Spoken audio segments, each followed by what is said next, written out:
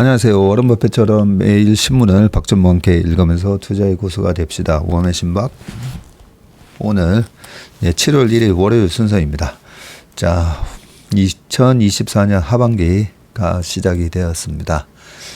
지난 상반기는 어땠었나 한번 생각을 해보면 저 같은 경우에는 정말 정신없이 보낸 상반기였던 것 같습니다.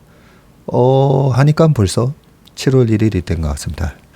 24년 시작한 지가 얼마 전이었던 것 같은데 하반기도 후회 없고 참 보람된 그런 시간이었으면 좋겠습니다. 자, 지난 댓글에 일본에서 신권을 발행한다라고 합니다. 그래서 한번 찾아봤어요. 찾아봤더니 1만 엔권 등 20년 만에 새 집회라고 돼 있고요. 그리고 일본 최고 액권 새 얼굴로 기업인이 선택이 됐다라고 하네요. 그렇네요. 10,000엔, 5,000엔, 1,000엔 바뀌네요 보니까. 자, 10,000엔이면 지금 환율로는 86,000원이다 그죠? 우리나라에는 아직까지 5만원권이 최고 액수지 않습니까? 미국도 100달러짜리가 있잖아요.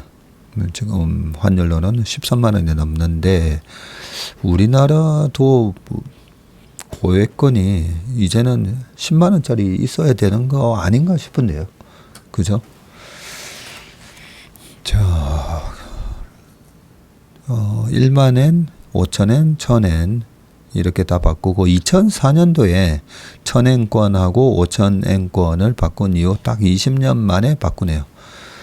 특히 1만 엔권에는 일본 자본주의의 아버지로 불리는 시부사와 에이이치 1840년에서 1931년까지 90세 사셨네요. 들어간다고 하고요. 1만 엔권에는 지난 40년 동안 일본 계몽사상가 후쿠자와 유키치 초상이 사용됐다고 합니다. 저분이 누군가 했더니 후쿠자와 유키치라는 분이었군요. 시부사와는 메이지 시대 경제 관료를 거쳐서 은행, 철도 등 500여 개 기업의 설립을 주도했고, 그는 저서 논어와 주판에서 한 손에는 주판을 들고 돈을 벌되 또 다른 손에는 논어를 들고 항상 윤리를 생각하라. 굉장히 좋은 말씀을 하셨었네요. 보니까.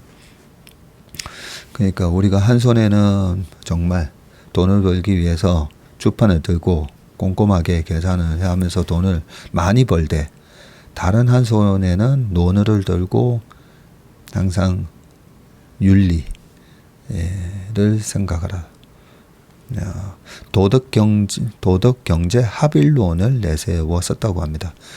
이 논리는 현재 기시다 후미오 내각이 추구하는 새로운 자본주의와 맞닿아 있는 것이 일본 언론들의 분석이고, 시부사와는 사회봉사기관을 많이 세우고 미국과 일본 간 관계 회복을 추구해서 노벨 평화상 후보에 오르기도 했었다네요.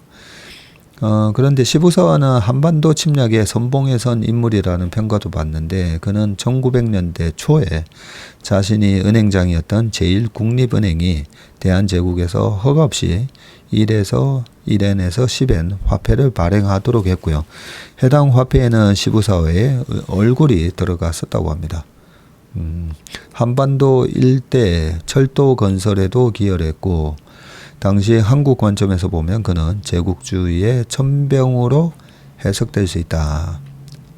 5,000엔권에는 일본 여성 교육의 선구자로 평가받는 쓰다 우메코가 새롭게 등장하고, 1,000엔권은 일본 근대의학의 기초를 놓은 기타자토 시바사부로로 교체된다고 합니다.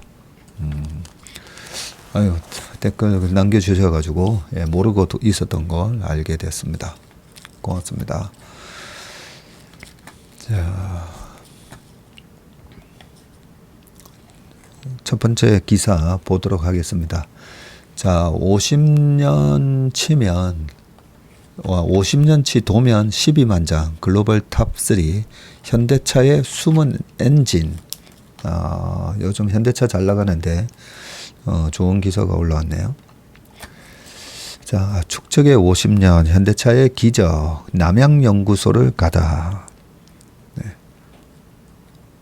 요는 특집 기사들이 보면 좋습니다. 뭐 어제 무슨 계약을 했다 뭐 이런 것보다 우리가 주식 투자를 할 때 항상 그 주가 뒤에 있는 기업을 볼 줄 알아야 된다 했지 않습니까? 그죠? 이 기업에 대한 큰 그림이 이렇게 머릿속에 구체적으로 딱 박히려면 이런 기사를 좀 많이 읽어봐야 됩니다. 자, 1976년 6월 현대자동차는 에콰도르에 포니 6대를 수출하면서 처음 해외 시장에 진출했습니다. 포니 첫 수출이 76년 6월이었군요. 그의 전체 수출 물량은 포니가 1042대, 수출액은 약 308만 달러. 그의 전체 수출 물량이 포니 1042대였었군요. 47년이 지난 작년 현대와 기아의 수출 자동차는 219만 7,118대, 총 538억 달러, 74조 3천억 규모입니다. 수출액은 약 17,500배 증가했고요. 수출 대수는 2,108배 늘었습니다. 현대기아의 글로벌 판매량은 작년 약 730만 대로 2년 연속 지금 세계 3위입니다. 정말 격세지감입니다. 반세기 만에 일본 대표 기업 도요타 세계 1위죠. 그리고 두 번째가 포르쉐, 아우디 등을 거느린 폭스바겐 그룹 세계 2위 같은 이 100년 역사 기업의 반열에 오른 것인데, 첫 국산 고유 모델 포니의 엔진 기술을 전수해줬던 일본의 미쓰비시는 물론 닛산과 혼다도 제쳤습니다. 자동차 왕국인 미국의 빅3, GM, 포드, 스텔란티스도 현대 기아 뒤에 있습니다. 시가총액은 지금 현대 기아 합쳐가지고 113조입니다.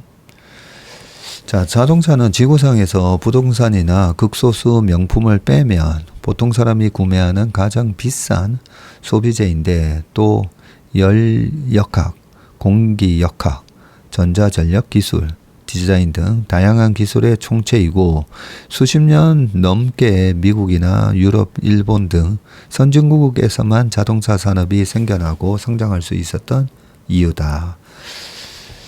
자, 본질은 이런 한계를 넘어 글로벌 탑3로 부상한 현대차 그룹 경쟁력의 근원을 추적해봤다. 자, 거기에는 정주영 선대회장, 정몽구 명예회장, 정의선 회장으로 이어지는 리더십, 연구개발 능력, 우물 안 개구리를 뛰어넘어 세계 초인류로 도약한 브랜드와 마케팅, 디자인, 기업 문화 등 폭넓은 업그레이드가 있었다. 다음 달이면 현대차 R&D의 본산인 연구소가 문을 연 지 50년을 맞는데, 이 반세기는 1974년 8월 설립된 현대차 울산기술연구소부터 경기 화성의 남양연구소까지 이어지며 선진국의 자동차 기업들을 쫓아가기 위해 겪은 수많은 실패와 성공이 쌓인 축적의 시간이기도 하다. 현대차 울산기술연구소가 1974년, 정확히 50년 전에 설립이 됐었군요. 자, 가장 먼저 R&D 경쟁력의 핵심부터 들여다봤다. 그러면서 남양연구소를 취재를 한 거군요. 자, 지난달 10일 경기 화성의 현대기아 R&D 심장부인 남양연구소, 이 연구소의 약 200개 건물 가운데 가장 먼저 생긴 설계 1동 건물에서 보물창고로 불리는 방에 문을 열었다. 연구소에 빌딩이 200개나 있어요? 자, 방 안에는 높이 2m쯤 되는 철제 선반마다 누런 두루마리들이 수북하게 쌓여 있었다. 1975년 생산된 대한민국 첫 국산 고유 모델 포니부터 1985년에 나온 첫 소나타. 소나타는 1985년에 나왔군요. 그리고 1986년에는 첫 그랜저 등 디지털 작업이 시작된 2000년대 초반까지 나온 모든 제품의 차체나 주요 부품들이 그려져 있는 도면이다. 30평쯤 되는 방 두 곳에 있는 도면은 총 11만 7,516장. 포니는 첫 국산 고유 모델이었지만 엔진은 미쓰비시에서 받았다고 합니다. 그 엔진 부품 등 일본 기업에서 수입한 부품의 도면들도 이곳에 보관이 돼 있었는데 금세 바스러질 것 같은 도면을 펼쳐보니 과거부터 지금까지 현대기아의 수많은 엔지니어가 손으로 지었다가 썼다 한 흔적들이 가득했고요. 그리고 도면마다 도면을 그린 사람, 검수한 사람, 최종 승인한 사람들의 친필 서명도 새겨져 있었다네요. 한 구석에서 꺼내던 도면에는 현재 현대기아 R&D 본부장인 양희원 사장이 신참 엔지니어 때 그렸던 차체 도면도 있었다고 합니다. 도면 그리기는 자동차 생산의 시작이라고 하는데 연구소에서 도면을 공장에 넘겨야 거기에 그려진 차체나 부품을 정확한 규격으로 생산하는 작업이 시작되기 때문이다. 고 합니다. 현재 이곳을 관리하는 현대차 김재신 책임연구원은 입사하면 선배들에게 혼나가며 도면 읽고 쓰는 법부터 배우며 기술을 익혔다고 하십니다. 네. 자존심을 버리고 남의 엔진을 베껴가며 도면을 그리고 차를 만들던 연구원들은 처음에는 모방을, 나중에는 응용을 통해 고유 기술을 하나씩 쌓아왔고요. 본지가 만난 남양연구소 핵심 인력들은 이런 R&D의 역사가 글로벌 탑3로 올라선 현대기아의 원동력 중 하나라고 말을 했습니다.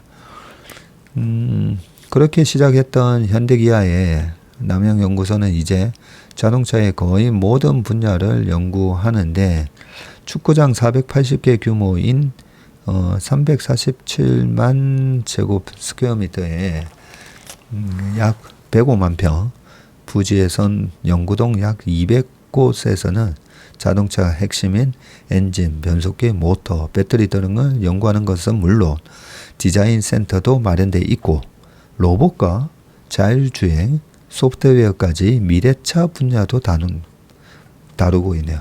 현재 진행 중인 연구 프로젝트에 투입된 비용만도 1조 원이 훌쩍 넘는다고 합니다. 매년 수조 원 단위의 연구 프로젝트가 동시다발적으로 진행되고 있는 이 조직이 만들어진 지가 다음 달이면 50년이 된다. 자, 쭉 밑에 보니까요. 남양연구소의 연구 인력은 지금 현재 14,000명이나 된다고 합니다. 네, 연구 건물 수도 6개에서 200개나 됐고요.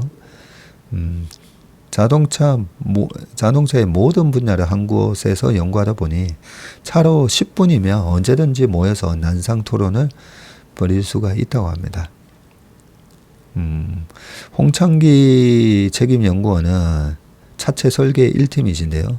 안정성을 평가하는 충돌 시험을 하다가 문제가 생길 경우 전화 몇 통만 돌리면 설계, 엔진, 차체, 디자인 등 관련 분야 연구원들이 금방 한자리에 모여서 해결 방법을 찾으려 토론하는 게 일상이라고 하네요. 남양연구소와는 또 외부인이 봤을 때 자동차 모터쇼 행사장 같은 곳이기도 한데 국내에 정식 판매되지 않는 다양한 차들이 이 안에 흔하게 있다고 합니다. 남양연구소를 최근에 잇따라 방문했을 때 미국 전기차 스타트업 리비안의 전기 픽업 트럭 RT1 그리고 중국 BYD의 중형 전기 세단 실, 폭스바겐의 전기 미니밴 ID 버즈 등 국내 도로에서 볼 수 없는 차 수십 대가 아무렇지 않게 주차되어 있거나 달리고 있었다고 합니다. 자, 실험실에서는 향후 5년 먹을거리를 한창 실험 중이라고 합니다. 전기차와 하이브리드 차의 심장 역할을 하는 엔진 또는 전기 모터와 배터리 시스템을 개발하는 전동화 시험센터도 있고, 총 4번의 보안 심사를 거쳐 들어간 건물 안에는 20평 정도 되어 보이는 실험실 10여 개가 늘어선 복도가 나타나는데, 그중 한 실험실에 들어가 보니 엔진과 전기 모터, 변속기가 조합된 커다란 부품 덩어리에 수십 개 전선을 붙인 채 출력 연비 테스트가 한창이었다고 합니다. 개발 중인 차나 주요 부품의 제품명은 모두 외부인이 알 수 없는 암호로 되어 있고 사진 촬영은 허용되지 않았다고 합니다. 밑에 쭉 이날 공개된 것은 이르면 연말부터 나오는 신차에 들어갈 2.5L 터보 엔진 기반의 새 하이브리드 시스템이었는데, 앞으로 최소 4에서 5년간 현대기아의 주력 제품이 될 자동차의 핵심이라는 뜻이라고 합니다. 한동희 전동화 시험센터장은 현재의 하이브리드 시스템보다 힘과 연비를 개선했고 크기도 한층 줄였다면서 전기차 전환도 빠르지만 하이브리드 역시 소비자에게는 꼭 필요한 기술이라 보고 4, 5년 이후를 내다보고 개발했다고 합니다. 밥 먹고 연구만 하면서 선두를 쫓던 선배 연구원들, 그리고 최근에 성장한 현대기아를 보면서 입사한 젊은 연구원들 간의 조화도 생겨나고 있는데, 한때 남양연구소는 불 꺼지지 않는 연구소라고 불렸고요. 2000년 초 중반까지 오후 10시 기과 버스 막차는 늘 10,000원이었다고 합니다. 밤늦게까지 토론도 하고 언성도 높이며 일본 도요타나 미쯔비시, 미국 포드를 따라가려고 발버둥 쳤던 때였고, 15년차 한 연구원은 젊은 연구원들은 해외 기업들과 대등하게 경쟁할 수 있다는 걸 경험한 세대라 다른 회사가 하는 걸 따라하기보다는 새로운 아이디어를 많이 내고 있어 그게 새로운 기술로 이어지는 경우가 적지 않다고 합니다. 이런 축적의 시간이 1991년 사상 첫 국산 독자 엔진을 개발해냈고, 그게 1991년이었네요. 91년 그 전후로 해가지고 우리가 반도체 256메가 세계 최초로 또 개발 이랬었던 기억이 나는데요. 2011년에는 첫 가솔린 하이브리드 차를, 2021년에는 10년 단위로 이렇게 새로운 기술들을 출시를 했었군요. 2011년에는 첫 가솔린 하이브리드 차, 21년에는 전기차 전용 모델을 개발한 것으로 이어졌다는 게 본즈가 만난 연구원들의 공통된 얘기였다라고 합니다. 네. 참, 10시 기관 막차가 늘 10,000원이었다. 이런 것만 하더라도, 그죠? 예전에는, 삼성, 현대 등 대기업에서 일하시는 분들이 거의 그냥, 하루 종일 일했잖아요. 하루 종일. 늘 밤늦게 퇴근하고. 근데 얼마 전부터 한 몇 년 됐습니다, 벌써. 여의도에서도 대기업 계열의 증권사임에도 불구하고, 5시인가 4시, 5시가 되면, 직원들의 PC를 아예 꺼버린다고 합니다. 빨리 퇴근하라는 거죠. 네, 저도 입사한 지가 30년이 넘다 보니까, 뭔가, 초격차를 만들고 인류가 되기 위해서는, 요즘은 인류 이런 말 많이 안 쓰는데 우리 때는 옛날에는 인류, 그죠? 이런 말 참 많이 썼지 않습니까? 네, 세계 인류가 되기 위해서 그러려면 정말 하루에도 15시간, 17시간씩, 앨런 머스크가 하루에 16시간인가 17시간 일한다고 했던 것 같은데, 네. 그런 좀 헝그리 정신은 계속 좀 갖고 해야 되는 부분도 분명히 있는 것 같습니다. 네. 네. 자, 예전에 그래서 우리 형님, 삼촌, 아버지 세대 때는 정말 지금의 산업화를 이루시기 위해서 정말 열심히 일하셨던 것 같아요. 자, 그 다음 기사로 넘어가겠습니다. 자, 지난 목요일 대선 토론 있고 저도 주말에 이 대선 토론에 대한 얘기들, 영상들 보면서 좀 마음이 짠하기도 했었는데, 자, 미 대선 토론 후 트럼프 온다, 불안한 유럽, 중국은 쿨하게 오락처럼 즐기자, 이런 얘기를 했다고 하는데, 제가 제일 궁금한 거는 사실 중국의 반응이긴 한데요. 한번 보겠습니다. 조 바이든 미국 대통령과 트럼프 전 대통령의 1차 TV 토론에 대해서 유럽 중국이 엇갈린 반응을 내놨고요. 유럽에서는 트럼프의 재집권을 우려하는 목소리가 이어진 반면에 중국에서는 누가 당선돼도 상관없다는 반응이 나왔다. 하긴 트럼프 때도 엄청나게 중국 때리기를 했었는데 바이든 정부가 들어서면 좀 괜찮겠지 했더니 더 했죠. 그러다 보니까 중국에서는 아마 누가 되든 상관없이 우리를 괴롭힐 거다라고 생각하고 있을 것 같습니다. 자, 고전하는 바이든 대통령의 모습에 충격을 받은 유럽에서는 후보 교체를 언급하고 있고, 영국 일간지 파이낸셜 타임즈는 바이든이 고통스러운 선택에 직면했다면서 물러나는 것이 민주주의의 보전이라는 그의 정치적 목표를 달성하는 최선의 선택이 될지 모른다고 했고요. 독일 기독민주당 외교정책 전문가 노르베르트 레트게는 민주당은 선택을 제고해야 하며 독일 또한 불확실한 미래에 전력을 다해 대비해야 한다고 밝혔습니다. 트럼프의 자국 우선주의가 유럽 내 동맹에 미칠 영향을 우려하는 목소리도 나왔고요. 가디언은 유럽 정치인들은 트럼프 2기가 다가왔다는 것을 알고 경악했다. 이들은 유럽 대륙에서 포퓰리즘이 부상하고 나토의 미래가 바뀔 것을 자각하고 있다면서 유럽 외교협의회 공동의장인 칼 빈트 전 스웨덴 총리는 트럼프의 외교 정책에 대해서 이 유럽 외교협회가 발표한 6가지 경고를 이제부터 읽어야 한다고 했습니다. 자, 반면 중국 언론들은 바이든, 트럼프 중 누가 대통령이 되더라도 중국에 큰 영향이 없을 것이라고 분석하면서 토론 자체를 깎아내리는 모습을 보였고요. 후시진 전 황구신보 편집인은 소셜미디어 웨이보에서 미국 선거를 오락처럼 즐기자면서 어떤 묘락이 나오고 누가 승자가 되든 중국에는 영향이 크지 않다고 했습니다.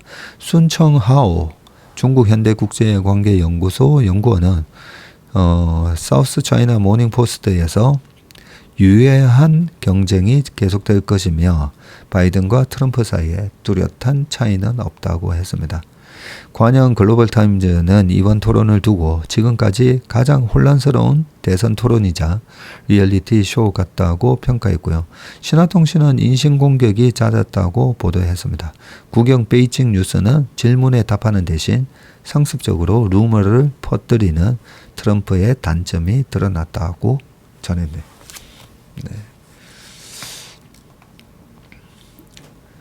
자, 그 다음은 워런 버핏 얘기입니다.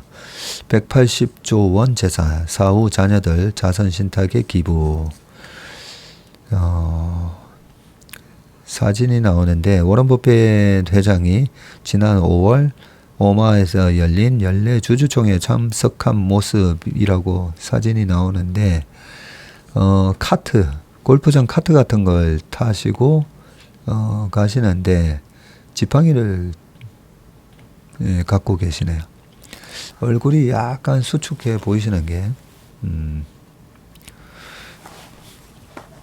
지금 연세가 만 93세이십니다. 자, 버핏 회장이 자신이 사망한 후에 180조 원에 이르는 재산 거의 전부를 세 자녀가 공동 관리하는 공익신탁에 넘겨줄 것이라고 밝혔고요. 그가 사후에 자신의 재산을 어떻게 쓸지 밝힌 것은 이번이 처음이라고 하네요. 지난 28일 월스트리트저널과의 인터뷰에서 유언장 일부를 최근 이처럼 변경했다고 합니다. 그는 이미 버크셔 해스웨이 주식의 절반 이상을 기부를 이미 했고요. 보유 중인 주식은 이날까지 기준으로 현재도 1,300억 달러, 약 180조 원 규모입니다. 현재 보유하고 있는 주식 가치만 하더라도. 자, 그는 인터뷰에서 세계에는 80억 명이 있고 나와 내 자식들은 1% 중에서도 가장 운이 좋은 100번째 안에 든다 면서 내 유산은 우리만큼 운이 좋지는 못한 사람들을 돕는 데 쓰여야 한다고 했습니다. 네.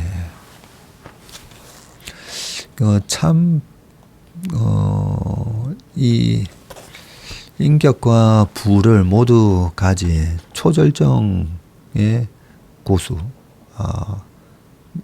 그런 부자들은 거의 똑같은 얘기를 늘 하시는 것 같아요. 운이 좋았다고. 어떨 땐 지난 우승의 소감을 한마디 말씀해 주시죠. 이랬을 때, 운이 좋았습니다 하면, 너무 좀 지나친 겸손처럼 보일 수도 있지 않습니까? 그죠?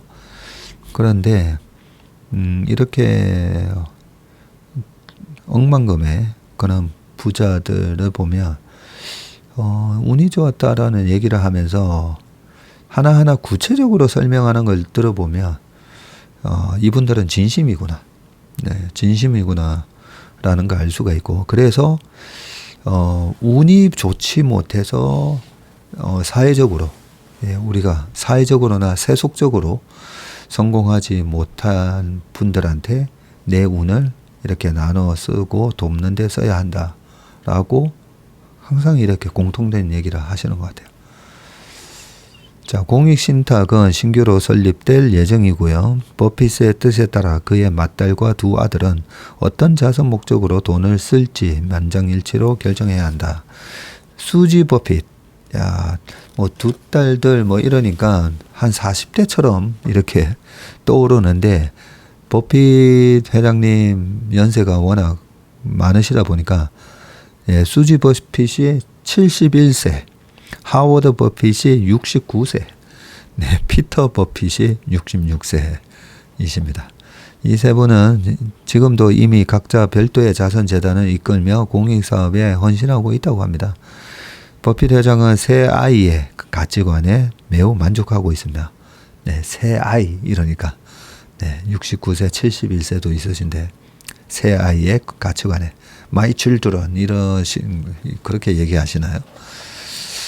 아니면 my kids, my three kids, 네, kids라고는 안 하시겠죠. 새 아이의 가치관에 매우 만족하고 있으며 100% 신뢰한다고 했습니다. 공익신탁을 맡게 된 버핏의 세 자녀는 유산을 어떻게 쓸지 아직 결정하지 못했다고 밝혔습니다. 버핏은 2006년 게이츠 재단과 자신의 가족이 운영 중인 네 재단에 자신의 재산을 매년 기부하겠다고 밝힌 이후 그 약속을 지켜오고 있고요. 게이츠 재단은 빌 게이츠 회장이 69세네요. 아들이네요, 아들. 맨날 서로 마이 프렌드 하는데 우리 버핏 옹 입장에서는 아들이다, 그죠? 이 게이츠 재단은 빌 게이츠 창업자가 만든 세계 최대 자선 재단으로 세계 보건, 빈곤, 성평등 분야에서 활동하고 있고, 버핏 회장은 2006년부터 지난해까지 게이츠 재단에 약 54조 원을 기부를 했습니다. 거의 400억 달러 정도. 21년까지 재단 이사를 지낼 만큼 가까운 관계를 유지해 왔고요. 버핏 회장은 인터뷰에서 살아있는 동안은 게이츠 재단 등 약속했던 5재단에 기부를 계속할 예정이지만 사후에는 기부가 중단될 것이라고 밝혔네요. 월스트리트저널의 인터뷰가 올라온 이날도 버핏 회장이 약속한 생전 기부는 이어졌는데, 버크셔 해스웨이는 지난 28일 53억 달러 규모의 버커셔 해스웨이 주식 1,300만 주가 자선재단에 추가로 기부된다고 밝혔습니다.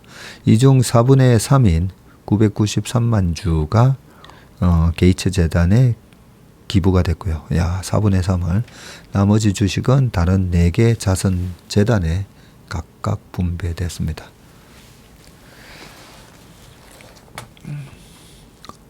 자, 그 다음 기사는 방금 운이라는 얘기를 했었잖아요. 완전히 다른 기사인데 저는 연결고리가 있어서 요 기사를 가지고 왔습니다. 최근에 코로나 이후에 골프 인구가 엄청나게 늘었었는데, 자, 기적의 2홀 연속 홀인원 하고도 컷 탈락. 자, 2홀 연속 홀인원이 가능할까? 평생, 저도 골프 친 지 26년 정도 됐거든요. 한 번도 홀인원 못했습니다. 그래서 홀인원 하신 분들은 뭐 홀인원 기념공도 만들고 그날 그린피 다 내고, 그죠? 옛날에는 뭐 앞팀 뒷팀 것까지 뭐 내는 분들도 계셨고, 네, 홀인원 하면 뭐 1,000만 원 깨진다 뭐 이런 얘기도 있긴 했었는데, 자, 그 정도로 이 홀인원 한다는 게 확률이 되게 낮은 거죠. 일단 추가 기사 좀 읽어보겠습니다. 자, 이 2홀 연속 홀인원, 그 극한 행운의 주인공이 나왔는데, 이 진기록이 작성된 무대는 지난 29일 PGA 챔피언스 투어 메이저 대회 가운데 하나인 US 시니어 오픈 골프 대회 2라운드에서 나왔다네요. US 시니어 오픈 골프 대회였군요. 미 로드 아일랜드주 뉴포트 컨트리 클럽 여기는 파 72홀이 아니고 파 70홀이었네요. 여기에서였는데 한국의 최경주 선수하고 양용은 선수도 출전한 대회라고 합니다. 네, 최경주 선수가 1970년생이시죠. 54세. 양용은 52세, 72년생이십니다. 자, 뉴욕에서 골프 강사를 하는 프랭크 벤셀 주니어 56세시군요. 는 2라운드 4번 홀, 파3 173야드인데, 그러면 딱 한 155m 정도, 158m 정도 되겠네요. 그 정도에서 6번 아이언으로 친 공이 그린 앞쪽에 떨어지고 나서 몇 번 튕기고 홀로 굴러 들어가서 첫 홀인원을 기록을 했다고 합니다. 캐디백을 맨 사람이 누구였냐? 14살 아들이 캐디백을 맸네요. 보통은 투어에서, 그죠? 아들이나 딸의 캐디백을 아버지가 메고 다니시는 경우를 많이 봤는데, 보기 좋네요. 아버지 캐디백을 14살 아들이 처음에는 이 헤이건이 7번 아이언을 건넸지만 짧을까봐 6번을 선택한 게 신의 한 수가 됐다고 합니다. 자, 그리고 그 다음 홀, 이곳은 드물게 파3 홀이 연속으로 이어진 골프장이라 5번 홀, 5번 홀이 파3 202야드였네요. 202야드? 그럼 180m가 살짝 넘는데, 거의 182m에서 벤셀 주니어는 다시 6번 아이언으로 또 티샷을 했다고 합니다. 173야드도 6번 아이언으로 쳤는데, 그 다음 홀 202야드도 또 6번 아이언을 잡으셨네요. 6번 아이언으로 180m. 제가 드라이버 치면 180m 날아가는데, 부럽습니다. 6번 아이언으로 티샷을 했고, 그런데 이 공도 그린에 떨어진 다음 홀로 빨려 들어갔다고 합니다. 그는 첫 번째 홀인원을 하고는 언더파를 치겠다는 생각으로 임했는데 또 홀인원이 나와서 정신을 차릴 수가 없었다고 합니다. 믿기지 않는다. 홀인원은 홀 메이드 인 원 스트로크. 원 스트로크로 한 번에 홀이 들어갔다는 거죠. 자, 준말로 일반적으로 파3 홀에서 티샷 한 공이 바로 홀에 들어간 경우를 말하는데 이게 확률이요. 아마추어는 12,000분의 1. 그래서 제가 12,000번을 아직까지 치지 않았기 때문에 그것도 파3 홀. 그리고 프로 선수는 한 3,500분의 1 정도 확률이라고 하네요. 야, 프로라도 그죠? 파3를 3,500번을 치려면 한 라운드에 파3가 4번 있으니까 야, 이게 8, 2, 32 네, 800라운드 이상 해야 되군요. 800라운드 할 때 한 번 나올 정도라고 합니다. 자, 보통 18홀 골프장에서 홀인원을 할 수 있는 파3호는 전반 후반 해서 2개씩 모두 4개가 있고요. 공을 12,000번 쳐야 홀인원이 한 번 나온다고 하면 3,000라운드는 돌아야 기대할 수 있는 셈입니다. 아마추어는 3,000라운드. 야, 1년에 토일 골프 치면 52주니까 그죠? 또 뭐 날씨 때문에 못 치는 거 감안하더라도 1년에 100번 친다고 하더라도 3,000라운드 되려면 30년 걸리네요. 자, 한 라운드 2차례 홀인원은 1987년 댈러스 브룩할로 골프장에서 열린 US 미드 아마추어 대회에서 도널드 블리스가 10번 홀과 8번 홀에서 기록한 게 처음이었고요. 확률은 6,700만 분의 1로 추정이 되는데 2홀 연속 홀인원은 계산된 자료가 없다고 합니다. 그러니까요, 이 파3가 2홀 연속 있는 경우가 거의 없거든요. 워낙 확률이 희박한 데다가 이렇게 파3 홀을 연속으로 배치한 골프장도 드물기 때문입니다. 벤셀 주니어는 PGA 투어에서 1998년에 6차례 출전한 기록이 있었고 최근 21년 PGA 챔피언십에 나가기도 했었네요. 50세 이상이 출전하는 PGA 투어 챔피언스에 지금까지 3번 출전을 했고요. 하지만 이번 홀인원이 통산 13번에서 14번일째일 정도로 아이언샷 정확성이 뛰어나다고 합니다. 통상 대회에서 아마 13번에서 14번이나 기록했으니까. 자, 전무후무한 연속 홀인원을 기록했지만 그는 컷 탈락했다고 합니다. 탈락. 요즘 축구도 그렇고 뭐 예선 뭘 많이 하고 있잖아요. 오늘 아침에 보니까 이탈리아가 유로 2024 8강 진출 실패 뭐 이렇게 돼 있던데. 자, 컷 탈락했고요. 홀인원 이후 4연속 보기를 쏟아냈고 후반에도 보기 3개를 추가해서 2라운드 4오버파 74타를 적어냈다고 합니다. 2라운드 합계 9오버파 149타였는데 컷 통과 기준은 2오버파였다고 합니다. 네. 자, 제가 요 기사를 가져온 이유가 우리가 주식 투자를 할 때 한방 노리시잖아요. 한방. 네, 지금도 보면 그 사칭 문자도 올 때마다 네, 뭐 300%짜리 이런 식으로 주식 투자를 하면서 도박이 망하는 이유가 도박의 속성이 뭡니까? 한방 노리는 거잖아요. 그래서 주식도 한방을 노리면서 주식하시는 분이 꽤 많거든요. 주식 투자를 하는 게 아니라 도박을 한다고 보시면 됩니다. 자, 그래서 시간이. 자, 그래서 우리가 투자를 할 때 한 방을 노리는 투자. 그러면 골프로 따지면 골프의 목적이 내가 싱글을 치겠다, 2번파를 치겠다, 그 다음에 언더파를 치겠다. 만약에 선수를 한다면 그런 식의 목표를 가졌을 때 뭘 해야 되냐면 내가 홀인원을 정말 이렇게 확률 낮은 홀인원을 하겠다가 아니라 스코어 전체 타수를 줄여야 되잖아요.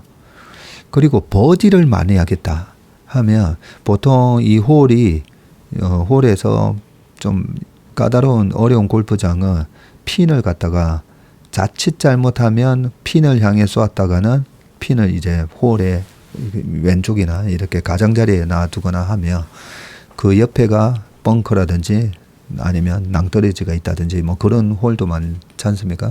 그래서 그렇게 핀을 공략을 했을 때 따르는 대가가 위험한 그런 해저드가 있다든지 이럴 수가 있는데 그걸 한 방을 노리는 버디를 노리면서 그렇게 하다 보면 전체 스코어가 어쩌다가 한번 잘 맞아서 핀에 붙으면 정말 다행인데 아마추어들한테는 그 회전안 된다나 이렇게 빠질 확률이 높습니다. 그래서 모든 스포츠가 마찬가지지만 실수를 줄여야 되거든요. 내가 정말 프로가 되고 내가 정말 스코어를 싱글을 치고 이번에 치고 하려면 그 스코어 카드에 거의 더블 보기가 없어져야 되거든요. 근데 대부분은 나는 뭐 만년백돌이야 백순이야 하시면서 하시는 분들 연습장 가가지고 뭘 연습하시나 보면 거의 대부분을 드라이버 잡고 드라이버 열심히 치고 있습니다. 그리고 조금이라도 거리 골프 유튜브에서 가장 많은 질문 중에 하나가 뭡니까? 어떻게 하면 거리를 늘릴 수 있습니까? 이거잖아요. 거리를 늘리는 거는 70대를 치려면 거리가 중요하고요. 80대를 치기 위해서는 사실 거리가 안 중요합니다. 그거는 7번 아이언만 가지고 아니면 여기 양용원 씨 나왔잖아요. 양용원 씨가 예전에 타이거 우즈 꺾고 우승했을 때도 어떤 기자분이 내가 양용원하고 한번 옛날에 라운딩을 한 적이 있었는데 본인은 투어 프로니까 피칭 웨지 하나만 갖고 저는 칠게요 하고 그 피칭 웨지 하나만 가지고 76타인가 8타 쳤다는 거죠. 그렇기 때문에 피칭 웨지로 아무리 멀리 보낸들 200m 넘게 보내겠습니까? 그죠? 티샷을. 그래서 실제로는 80대를 치기 위해서는 거리가 중요하지 않습니다. 여기서 아들이 7번을 건넸는데 6번 잡았대잖아요. 제가 그 골프 같이 나가면 90대 중반 이상 이렇게 치는 분들 중에 보면 대부분이 보면 만약에 130m 남았다 이러면 뭐 9번 달라고 하고 뭐 피칭 달라고 하고 뭐 거리에 좀 이렇게 막 하는 분들 아주 잘 치시는 분이 피칭 9번 잡는 건 괜찮아요. 그런데 보면 잘 못 치시는데 보면 거리가 항상 짧아요. 항상 앞에 떨어집니다. 그린 앞에. 그래서 제가 다음부터 칠 때는 8번이나 7번 잡고 치라고. 근데도 보면 8번도 안 잡고 7번도 안 잡고 뭐 9번 잡고 막 치려고. 모든 샷이 다 짧아요. 모든 세컨샷이 다 짧은데 제가 그 한 클럽 길게 잡고 치지. 그런 얘기를 하는데 말이 좀 길었지만 여기서 우리가 내가 컨트롤 할 수 있는 부분도 컨트롤을 해야 되는데 여기서 중요한 거는 2번의 연속 홀인을 하고도 컷오프 됐다는 거죠. 중요한 거는 그 뒤에 홀인원보다는 그 뒤에 나왔던 9번의 이 보기를 없앴어야 된다라는 말씀을 드리고요. 투자도 마찬가지다. 그런 말씀을 드립니다. 전체 인생도 마찬가지라고 생각합니다. 전체 인생도 실수를 줄이는 거. 요거 시간이 또 많이 지나가는데 자, 그 다음에 제가 자주 보는 만물상입니다. 조 아닌 질이 결정할 바이든 재출마라고 돼 있고요. 프랑스에서 마크롱 대통령이 당선된 후 한 매체가 부인 브리지트 여사와 전속 사진 에이전트 사이에 통화 녹취를 폭로했는데 브리지트가 전임 대통령 문제를 포함해서 이런저런 일에 끼어든 내용이 공개가 됐고요. 엘리제 궁에서는 그저 보통 대화였을 뿐이라며 정치적인 과잉 해석이라고 반박을 했지만 브리지트가 주간 파리 마취 커버 스토리에 6번이나 등장했다는 점까지 거론되면서 한동안 시끄럽고요. 마크롱이 동성애자라는 소문을 잠재우려 했다는 보도가 뒤따랐습니다. 당헌 당규에는 후보 부인의 역할이 없는데도 브리지트는 2017년 대선 과정에 적극 개입을 했다고 하고요. 출마를 망설이는 남편을 채근한 것도 브리지트였다고 합니다. 이번에 출마하지 않으면 5년 뒤 당신 문제는 내 얼굴이 돼 있을 것이라고 했다는 것이고요. 브리지트가 나이를 무려 10살이나 속였다는 위키리크스였나요? 폭로도 있었지만 엘리제 궁이 법적 대응을 하지는 않았습니다. 영부인 관련 예산은 44만 유로인데 마크롱은 아내의 역할과 영향력을 인정했다고 합니다. 자, 미국 바이든 대통령 부인 질 여사가 크게 부각이 되고 있는데 지난주 TV 토론에서 바이든이 한참 밀렸다는 얘기가 나오자 이제 바이든의 사퇴 여부는 질 여사에게 달렸다는 관측이 주를 이었고요. 질은 남편에게 기껏 90분 토론으로 당신이 대통령으로 재임한 4년을 정의할 수는 없어요 라고 했고 또 남편은 넘어질 때마다 일어선다고도 했습니다. 뉴욕타임즈와 워싱턴포스트는 앞으로 무슨 일이든 그녀가 결정할 것이라면서 그녀가 생각하는 전망은 믿을 수 없을 만큼 장밋빛이라고 했답니다. 천생 학교 선생님인 질은 원래 정치에 관심이 없었는데 2004년 남편이 대선판에 뛰어드는 것을 반대하는 쪽이었다고 합니다. 그러나 조지 W. 부시가 재선되는 걸 본 질은 훗날 말했다고 합니다.